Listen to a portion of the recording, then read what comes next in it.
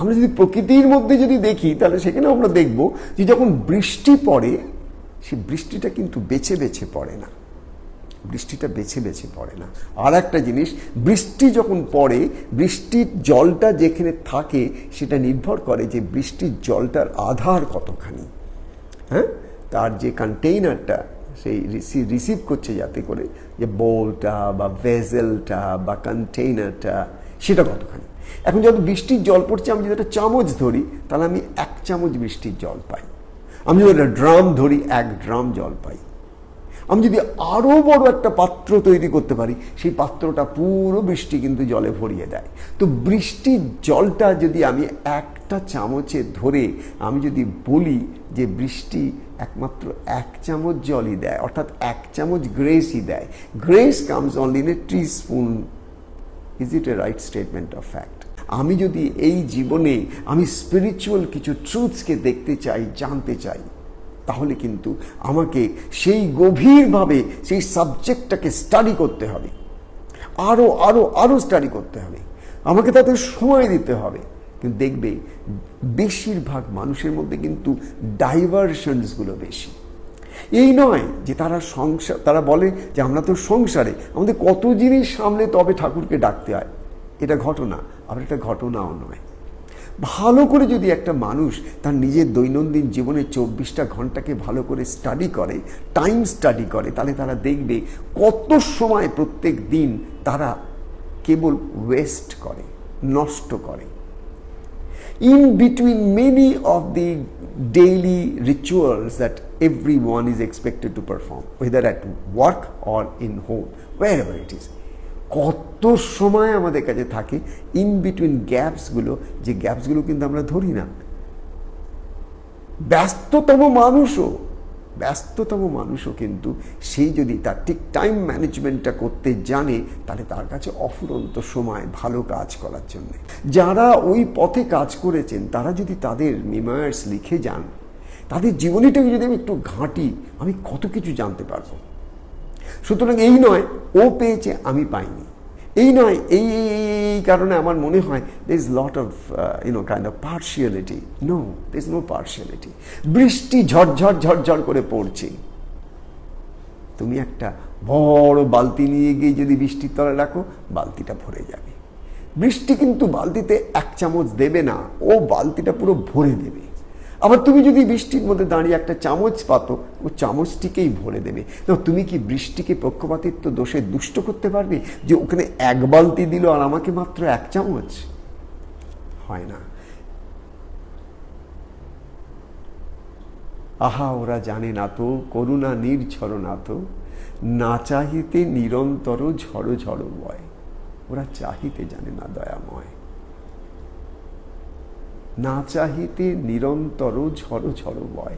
যে কৃপার কথা আমরা বলছি, যে কৃপা পেলে তবেই আমার সমস্ত সাধনা সিদ্ধি হবে, যে কৃপা পেলে আমি আত্মজ্ঞান লাভ করব, যে কৃপা পেলে আমি গুরুর প্রকৃত সত্তাকে বাইরে নয় আমার নিজের মধ্যে, আত্মার মধ্যে, নিজের সত্তার মধ্যে পরিষ্কার দেখতে পাবো যে আমি আমার গুরুর থেকে আলাদা নই, আমি ওনার কোলে সদা সর্বদা বসে আছি।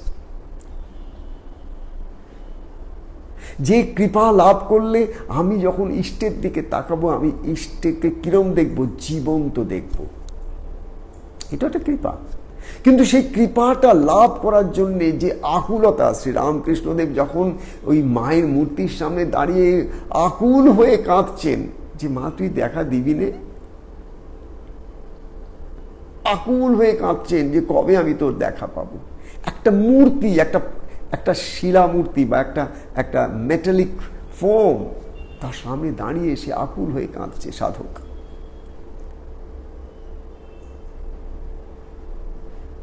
এই যে আকুলতা, এই যে চেষ্টা, এই যে অধ্যাবসায়, কিসের জন্যে? ওই পাত্রতা তৈরি হচ্ছে। তাহলে তো প্রথমেই চলে আসতেন মা, তা তো আসেননি।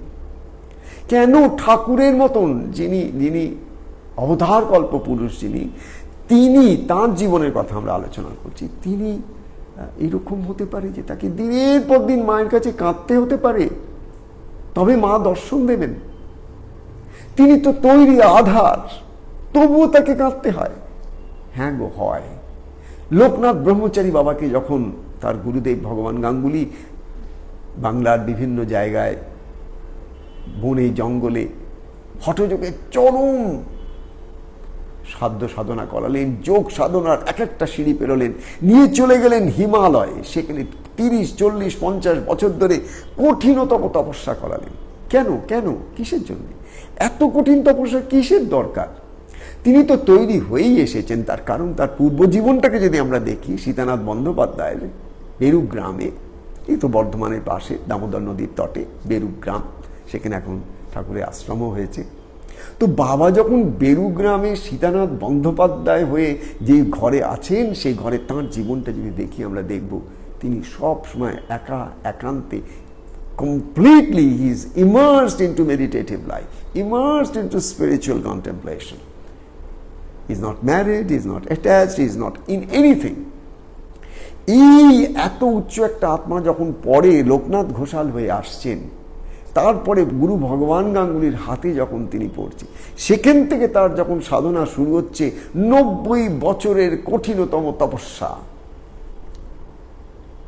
এই যে কঠিনতম তপস্যা, এটাকে আমরা বলবো আধার তৈরি হচ্ছে, পাত্রতা তৈরি হচ্ছে। লোকনাথ ব্রহ্মচারী বাবা হতে গেলে তার সেই পাত্র চাই, যে পাত্রে ওরসানো কম পড়ে যাবে। যে 1 চামচে খুশি, সে 1 চামচ পাবে। যে সমুদ্রের মতন যার বিশাল আধার, সে সমুদ্র প্রমাণ পাবে। পাত্রতা তৈরি করতে না পারলে, এখানে আমি যদি বসে বসে জাজমেন্ট করি, ও কেন পেল আমি কেন পেলাম না, ও এত তাড়াতাড়ি পেল আমি এত দেরি করে পাচ্ছি কেন, গুরু কি তাহলে ওর কাছে পার্সিয়ালিটি করলো, ভগবান কি ওকে একটু বেশি দিলেন, কি ব্যাপার ঠিক বুঝি না। বোঝো না এই জন্যেই যে তোমার কম্পিটেন্সটার মধ্যে এখনো লিমিটেশনস আছে।